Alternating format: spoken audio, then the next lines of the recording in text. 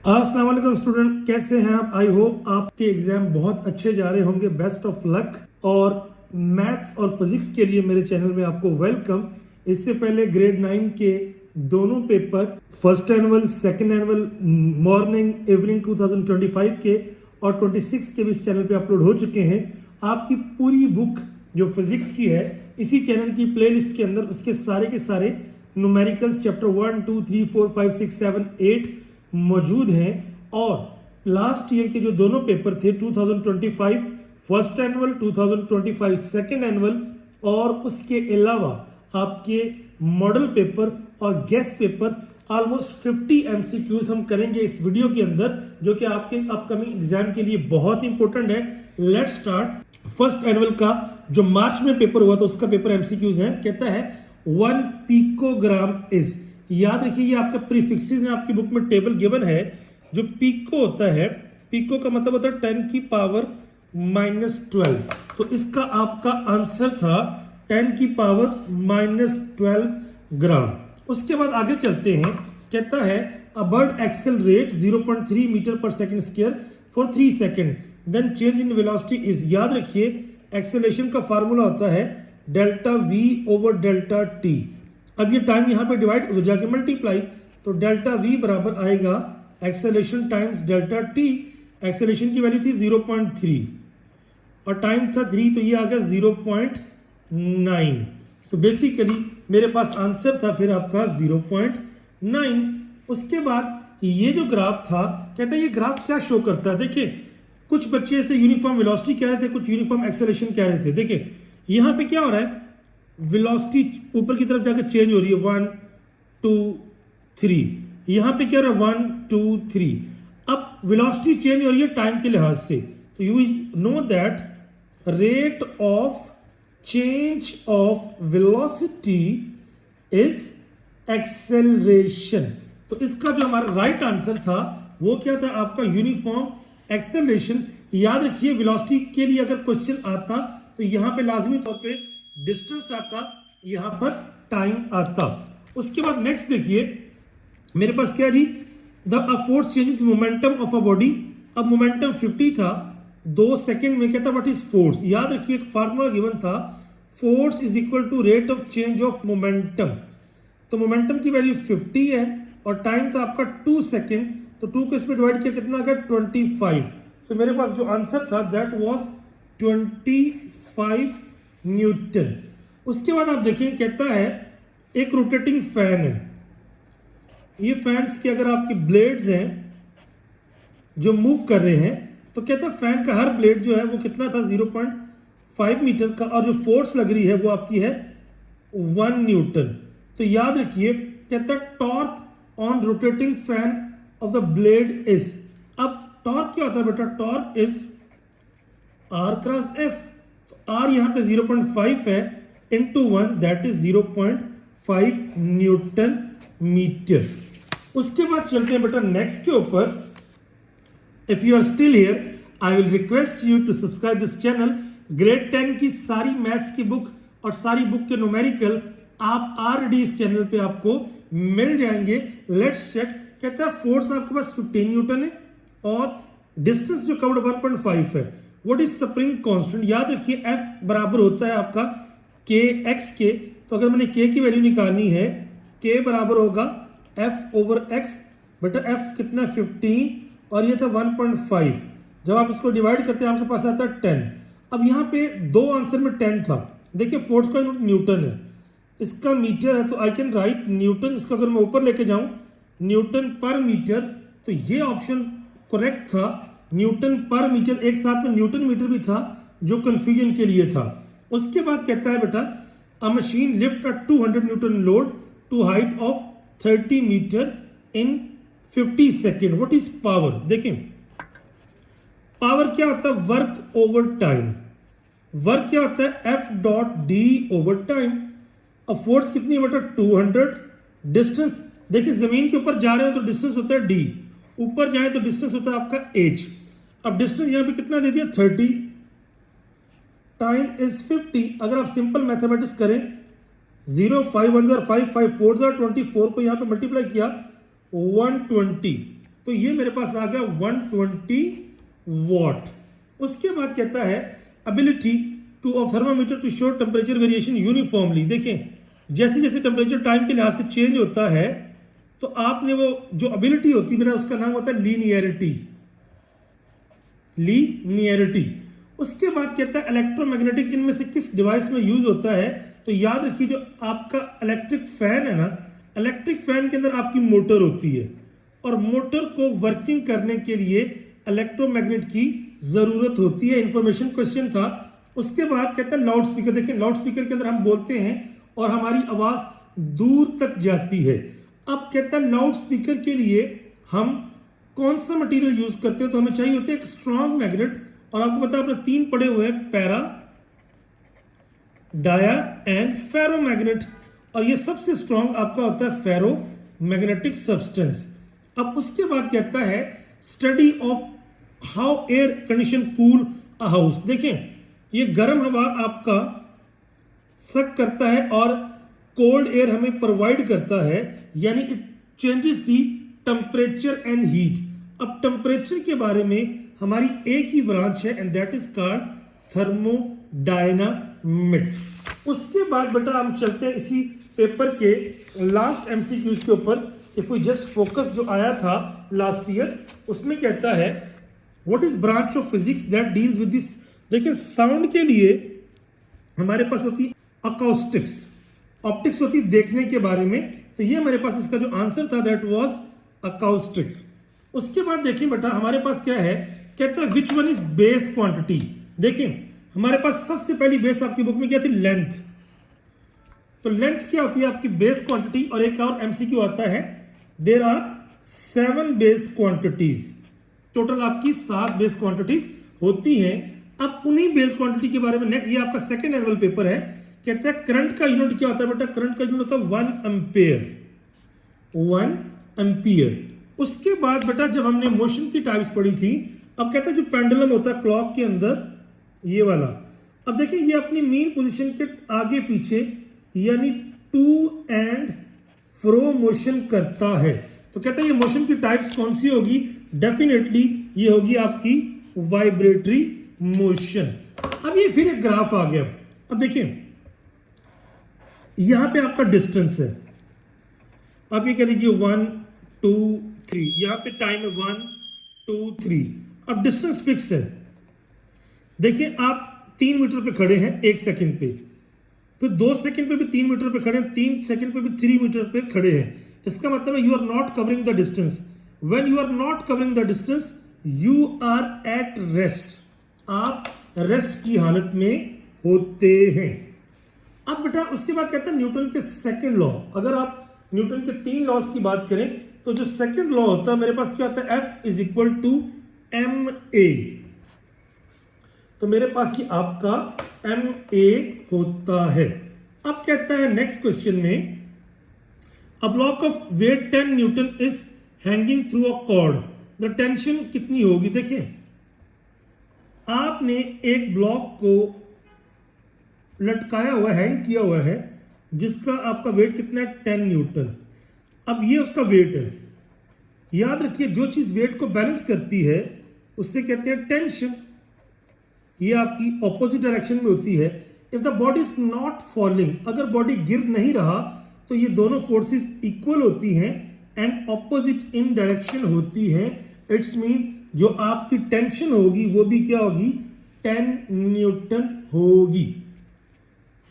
अब कहता है ग्रेविटेशनल लॉ आपने पढ़ा था कि इस दुनिया के अंदर every particle attract the other particle that is with a force that is directly proportional to their masses. देखें ये मैसेज के साथ ये 3 जो ऑप्शंस हैं ये तो आपका नहीं है, and inversely proportional to the square of distance between them. तो बेटा स्क्वायर वाला ऑप्शन हमारे पास सिर्फ एक ही है कि जिसके अंदर ये होता है। अब देखिए कहता है heat energy stored in coal. Coal carbon है आपका, कार्बन के साथ ऑक्सीजन मिलता है, जलने का प्रोसेस होता है। So that is purely chemical energy. अब कहते हैं बेटा what is the SI unit of density. याद रखिए डेंसिटी क्या होती है, मैस ओवर वॉल्यूम। देखिए मैस का यूनिट क्या होता है, किलोग्राम, और वॉल्यूम का यूनिट क्या होता है, मीटर क्यूब। तो अगर मैं ऊपर लेके जाऊं तो क्या आ जाएगा, किलोग्राम, या यू कैन से किलोग्राम पर मीटर क्यूब। तो मेरे पास ये जो ऑप्शन है किलोग्राम पर मीटर क्यूब। अब कहते हैं according to Pascal law pressure in an enclose fluid is. देखिए आपने पढ़ा था, अगर आपके पास फ्लूइड हो, इसके अंदर पानी फिल किया, ऊपर आप फोर्स लगाते हैं, तो अगर इनके अंदर ओपनिंग कर दी जाए तो सारी ओपनिंग से पानी आपका इक्वली फ्लो करता है। That is called Pascal law, यानी according to the Pascal law pressure in an enclose fluid is equal in all direction. अब मर्करी को कहते हैं हम थर्मामीटर के अंदर क्यों यूज करते हैं, ये जो रेड कलर का आपको होता है, याद रखिए ये आपका बॉडी के साथ टच करते ही एक्सपैंड करता है, बिकॉज हमने पढ़ा हुआ है कि आपकी थिंग्स एक्सपैंड अगर आपकी उनको हॉट गर्म किया जाता है। Last one was the gas, in gases heat is mainly transferred by. अब गैसेस के अंदर जो आपकी हीट ट्रांसफर होती है बेटा, वो क्योंकि एक्चुअल मूवमेंट ऑफ पार्टिकल होती है, एक्चुअल मूवमेंट ऑफ पार्टिकल्स होती है, तो ये जो बेटा प्रोसेस होता है दैट इज कॉल्ड कन्वेक्शन। और ये आपके दो पेपर हो गए कंप्लीट, 2025 का first annual and second annual. अब हम बात करेंगे मॉडल पेपर की, जो फेडरल बोर्ड की वेबसाइट पे गिवन है, और ये आपका एमसीक्यूज है 25 नंबर अभी तक की हमारी तरतीब में। कहता है when a body moves in a circle. याद रखिए अगर आपका सर्कल में बॉडी, कॉन्सेप्चुअल था, अगर सर्कल में बॉडी मूव कर रहा हो, मैं यहां पे लिख लेता हूं, तो इट्स वेलोसिटी क्या होती है। याद रखिए आपका बॉडी सर्कल में मूव कर रहा है, लेकिन वेलोसिटी तो कांस्टेंट होती है, स्पीड इसकी कांस्टेंट होती है, लेकिन वेलोसिटी क्या होती है, अलोंग द टेंजेंट। इस पॉइंट पे यहां पे है, इस पॉइंट पे यहां पे है, इस पॉइंट पे यहां पे है, इस पॉइंट पे यहां पे है, क्योंकि वेलोसिटी क्या होती है आपकी वेक्टर, अगर उसका मैग्नीट्यूड सेम है, मैग्नीट्यूड सेम है, डायरेक्शन स्टिल चेंज हो रही है, तो बेटा जब डायरेक्शन चेंज होगी it is called variable, it is called variable. दूसरा एमसीक्यू था आपका the force which opposes the relative motion between two surface. तो याद रखिए अगर दो सरफेसेस की मूवमेंट की बात करें तो एक बॉडी, ये आपका एक सरफेस है टेबल, टेबल की आप बुक को ड्रैग करते हैं, बुक अगर आप इस तरफ मूव करती है तो टेबल की सरफेस आपका ऑपोजिट में जाती है। दो सरफेसेस के दरमियान जो आपकी फोर्स होती है बेटा उसे कहते हैं frictional force, force of friction. आगे कहता है, ये जरा इंपॉर्टेंट क्वेश्चन है, क्वेश्चन नंबर 3 न्यूमेरिकल भी है। कहता है ट्रेन इज ट्रैवलिंग, आप कह लीजिए उसकी जो स्पीड है इनिशियल वो कितनी है आपकी 20 मीटर पर second, and comes to stop, उसे आपने रोक दिया। बेटा जब किसी चीज को रोकते हैं फाइनल वेलोसिटी क्या होती है 0, एंड टाइम कितना लगा 40 सेकेंड। अब कहता है व्हाट इज डीसेलरेशन। याद रखिए डीसेलरेशन का मतलब क्या होता है, नेगेटिव एक्सेलरेशन। तो एक्सेलरेशन क्या होता है vf minus V I over delta T. तो vf कितना आपका 0 माइनस 20 ओवर 40। तो बेटा माइनस 20 ओवर 40 ये आ गया -1/2 या 0.5 नेगेटिव का। चूंकि नेगेटिव का 0.5 नहीं है तो ये आपका आ जाएगा, क्योंकि उसने वर्ड यूज कर दिया है डीसेलरेशन। उसके बाद कहता है if two objects, one heavy, एक हैवी ऑब्जेक्ट है और एक लाइट ऑब्जेक्ट, उन दोनों को ड्रॉप किया अपने हाइट से, which will hit the ground first, कौन सा पहले को। अभी देखें हम कहते हैं नहीं भारी गिरेगा या लाइटर जाएगा, लेकिन कॉन्सेप्ट ये है both will hit at same time as both moves under constant acceleration due to gravity. क्योंकि सारे बॉडीज आपकी ग्रेविटी के नीचे मूव कर रहे होते हैं तो उनका एक्सेलरेशन क्या होता है, सेम होता है। सो मेरे पास आ जाएगा आपका both will hit the ground with the same time, और उसकी रीजन क्या है, उनकी ग्रेविटी, इसकी वजह से वो आपके मूव कर रहे होते हैं। Next is what will be the weight of 5 kg object on moon. तो याद रखिए अगर मैं वेट की बात करूं, देखिए बड़ा इंटरेस्टिंग क्वेश्चन है। वेट का फार्मूला क्या पढ़ा हुआ आपने, mg। अब मास कितना 5, देखिए चांद के ऊपर उसने हमें दे दिया आपका एक्सेलरेशन कितना 1.6, तो ये आता है 8.0 यानी 8 न्यूटन।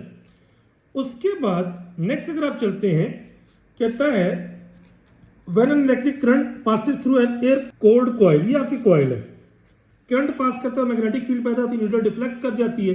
कहता है if iron nail is inserted, इसके दरम्यान में आपने आयरन रखा तो क्या फर्क होगा?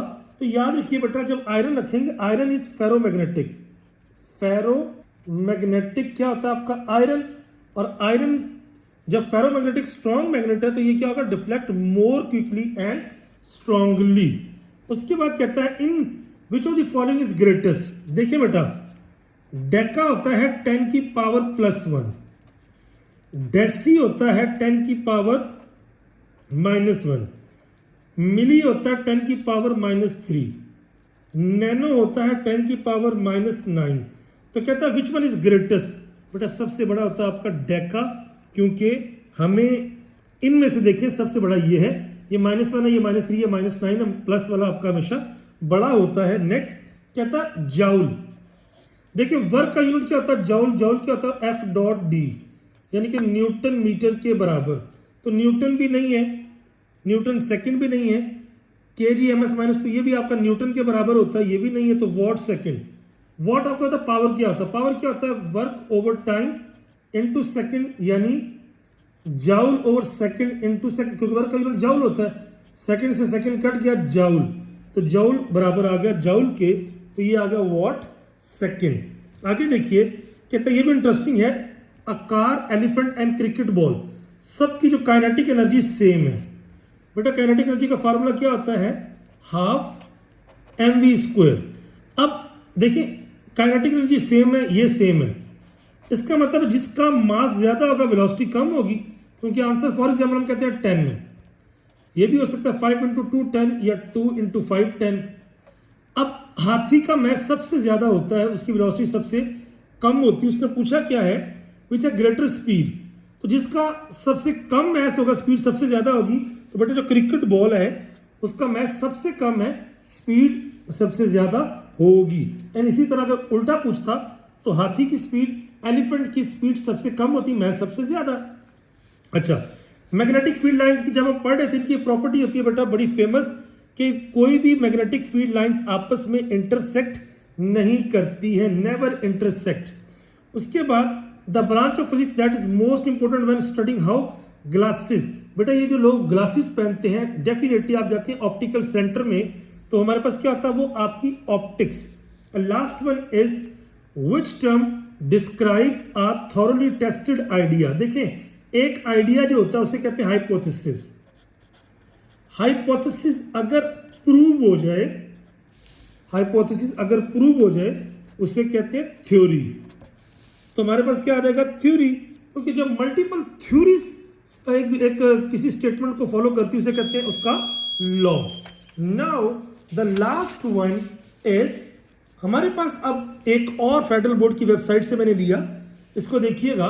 कहते हैं which one of the following instrument, आपने बुक की थिकनेस कैलकुलेट करनी है तो कौन सा इंस्ट्रूमेंट यूज करेंगे? देखिए हैविंग लीस्ट काउंट या मोस्ट लीस्ट काउंट, जो कम से कम मिकदार को मैयर कर सकता है। देखिए टेप 1 इंच है, ये आपका मान लीजिए 1 इंच है, वर्नियर कैलिपर्स आपका 0.1 और ये 0.01। तो स्क्रू गेज आपका सबसे ज्यादा मिनिमम वैल्यू को मैयर कर सकता है, तो हमारे लिए ज्यादा एक्यूरेट क्या होगा? Screw gauge. अब कहता है acceleration of body falling free. तो याद रखिए फॉलिंग फ्री क्या होता है? हमारा जब भी बॉडी फ्री फॉल करते हैं तो फ्री फॉल में एक्सेलरेशन होता है आपका g, और वैल्यू फिक्स होती है 9.81 मीटर पर सेकंड स्क्वायर। तो आंसर क्या आएगा? Same fall all bodies. अब कहता है the coaster car move around the loop the track provide. देखें ये बच्चों, ये कोस्टर कार मान लीजिए, ये अगर इस तरह मूव कर रही है तो ये जो ट्रैक आपका इनसाइड जा रहा है, ये क्या कर रहा है बेटा? बेसिकली जिस तरह आप एक स्टोन को खींचते हैं अपने हाथों में और वो सर्कल में मूव करता है, it provide basically centripetal force, वो force that move a body into a circular path. अब कहता है body has a weight of 20 newton, how much force is required to move vertically upward with an acceleration of 2। देखिए हमारे पास ये wait दे दिया गया है 20 न्यूटन। अब हमने फोर्स देखें, अगर वेट आपका 20 है we know that W is equal to mg। अगर मैं मैथ्स निकालना चाहूँ 20 m बेटा अक्सर बुक में g को लिखते हैं 10 के राउंड अबाउट, यानी राउंड ऑफ करके, तो 20/10 ये आ गया, मैथ्स आ गया 2। अब देखिए बेटा फार्मूला क्या होता है, F is equal to ma, 2 into 2 that is basically 4। तो अगर आप यहाँ पे 9.81 लेंगे ये एक्यूरेट आ जाएगा, नियर टू 4 हमारा ये आंसर होगा। याद रखिए the angle between two rectangular components. बेटा रेक्टेंगुलर कंपोनेंट्स, ये एक कंपोनेंट है, ये एक कंपोनेंट है, ये आपका Fx है, ये आपका Fy है। इन दोनों के दरमियान जब रेक्टेंगुलर का वर्ड आएगा तो एंगल कितना होता है बेटा 90 डिग्री। उसके बाद एक डोर को पुल करना या पुश करना कहाँ पे इजी होता है बेटा, देखें ये डोर है, ये हैंडल है, पूरी दुनिया में वर्ल्ड वाइड हैंडल माना जाता है क्योंकि आपको पता है ये turning effect of forces called torque, और ये क्या होता है मूवमेंट आर्म। तो मिडल से हैंडल ऑफ डोर से axis point corner of the door, तो हमारे पास क्या आएगा हैंडल ऑफ द डोर, क्योंकि यहाँ पे आपका मोमेंट आर्म मैक्सिमम होता है और इजी होता है ओपन करना। बेटा ये कहता है जी की वैल्यू कितनी होती है, याद रखिए जी फिक्स है, कितना बेटा 6.67 10 की पावर -11, और सिर्फ एक ऑप्शन था ऑप्शन सी 10 की पावर -11। उसके बाद बेटा अगर हम मूव करते हैं, कहता है the work done in lifting an object of mass 10 kg थ्रू अ हाइट ऑफ 1 मीटर। अब देखिए वर्क आपने कैलकुलेट करना है, वर्क होता है आपका F.D। अब हमें ये पता है कि F होता है फोर्स बराबर होती है वेट के, और वेट होता है आपका mg। तो m कितना बेटा मेरे पास है 10, g आप 10 लिख रहे तो कितना आ गया 100। अब फोर्स यानी वेट कितना आ गया 100 और डिस्टेंस कितना 1, तो टोटल आ जाएगा 100 जाउल। ये मेरे पास उसका राइट आंसर होगा। अब कहता है बैरोमीटर, बैरोमीटर को किसके लिए यूज किया जाता है, तो बेटा वो होता है आपका एटमॉस्फेरिक प्रेशर। याद रखें आपका वॉल्यूम के लिए क्या होता है मेजरिंग साइलेंडर, वेट के लिए आपका स्प्रिंग बैलेंस, और डेंसिटी के लिए मैस और वॉल्यूम, ये और वेट बैलेंस ये आपके यूज किए जाते हैं।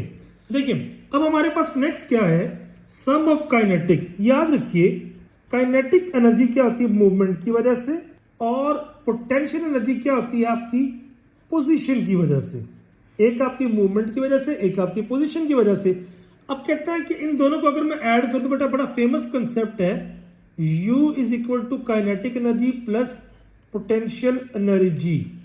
अब U क्या होता है, U होता है आपके पास से कहते हैं इंटरनल एनर्जी। अच्छा उसके बाद कहता है कि the temperature of an object is 60 degree centigrade. आप क्या करो कि इसका फॉर्मेट बताओ। देखिए बेटा एक टेम्परेचर को दूसरे टेम्परेचर में कन्वर्ट किया जा सकता है, तो फॉर्मेट का हमारे पास फार्मूला होता है 9/5 C + 32। ये आपको पेपर में अक्सर दिया भी होता है 9/5। अब C कितना बेटा 60 + 32। अब बेटा 5 को इस पर डिवाइड करें तो ये आ गया 12। 12 × 9 इज 108 प्लस 32 तो ये आ जाएगा 140 डिग्री फॉरेनहाइट। अच्छा बेटा अगेन में अगर क्वेश्चन आ जाता है इसको केल्विन में चेंज करो, तो याद रखिए सेल्सियस को केल्विन में 273 हम ऐड करते हैं तो ये आ जाएगा 60 + 273 3 तो आपका आंसर ये होता। अब कहता है the rate of emission of radiation. Object में से रेडिएशंस निकलती हैं और वो किस चीज के ऊपर डिपेंड कर रही होती है, हीट के ऊपर डिपेंड कर। देखिए बेटा जिस बॉडी ने आपकी रेडिएशंस को एमिट करना है ना, बेसिकली उसका सरफेस एरिया जितना बड़ा होगा उतनी ज्यादा रेडिएशंस को वो एमिट करेगा। अब मैं 2 क्वेश्चन आपके लिए छोड़ रहा हूं, वो कैसे। कहता है हमारे बॉडी का टेम्परेचर कितना होता है, ह्यूमन बॉडी का। पहली बात है बेटा हमारे बॉडी का जो एवरेज टेम्परेचर है वो 37 डिग्री है, लेकिन अगर आप 37 को फॉरन टिक नहीं करेंगे, क्योंकि अगर आप इसको फॉर्मेट में चेंज करें इसी फॉर्मूले की मदद से तो ये आता है 98.6। अगर इसी में मैं 273 ऐड कर दूं, ये आ जाता है 3 केल्विन। सो बेसिकली इंसान के बॉडी का टेम्परेचर जो होता है वो आपका इसी के अकॉर्डिंगली होता है। सेल्सियस में ये होता है, फॉरेनहाइट में ये होता है, एंड इसमें ये होता है। अच्छा, उसके बाद मेरे पास जो चीज होती है, जस्ट अ मिनट, देखिए 3 स्केल मेरे पास है। एक होता है बेटा आपका डिग्री सेल्सियस, इसमें जो लोअर पॉइंट होता है ना बेटा, 0 से ये स्केल शुरू होता है और 100 डिग्री पे वाटर बॉयल करता है। ये तो आ गया सेल्सियस का। अगर मैं फॉरेनहाइट की बात करूं, ये ट्रिकी है बेटा। ये स्केल आपका शुरू होता है 32 फॉरेनहाइट से और खत्म होता है 212 फॉरेनहाइट पे। तो याद रखिए, इनके अंदर तो आपकी 100 की डिस्ट्रीब्यूशन है, लेकिन यहां पे आपकी 180 की डिस्ट्रीब्यूशन है। इसी तरह अगर आप केल्विन की बात करें तो ये आपका शुरू होता है 273 से और खत्म होता है 373 पे। टोटल यहां पर 100 केल्विन है। तो आपने इन, यानी ये 2 स्केल आपके 100 की डिस्ट्रीब्यूशन के हैं, जबकि जो फॉरेनहाइट का है वो आपका 180 का है। आखिरी सवाल आपके ऊपर छोड़ के जा रहा हूं बेटा, कि जो जमीन है ये 2 तरह की मोशन करती है। यानी अगर ये सन है, ये अर्थ है। अब जमीन सूरज के गिर्द भी मूव करती है और जमीन अपने गिर्द भी मूव करती है। About its own axis 24 hours में एक चक्कर मुकम्मल करती है। अबाउट सन 365 डेज में एक चक्कर मुकम्मल करती है। आपसे सवाल यह है कि जब ये अपने गिर्द about its own centre move कर रही होती है, its motion is called circular, rotatory या ट्रांसलेटरी। बेटा बहुत सी दुआएं आपके लिए। Best of luck for your paper. इंशाल्लाह see you very soon in the next paper. Grade 10 के अंदर सारी मैथ्स की बुक, सारी आपकी फिजिक्स के न्यूमेरिकल, 11 की मैथ, 11 की फिजिक्स के न्यूमेरिकल, 12 की मैथ, 12 के फिजिक्स के न्यूमेरिकल, पास्ट पेपर्स, बहुत सा सॉल्यूशन आपको इसी चैनल की प्लेलिस्ट में मिलेगा। Please if you find time, just have a bird's eye view and इंशाल्लाह best of luck for your paper. And paper के सॉल्यूशन के बाद इंशाल्लाह I will join you very soon. Stay blessed, stay happy और always connected. अल्लाह हाफिज, अस्सलाम वालेकुम।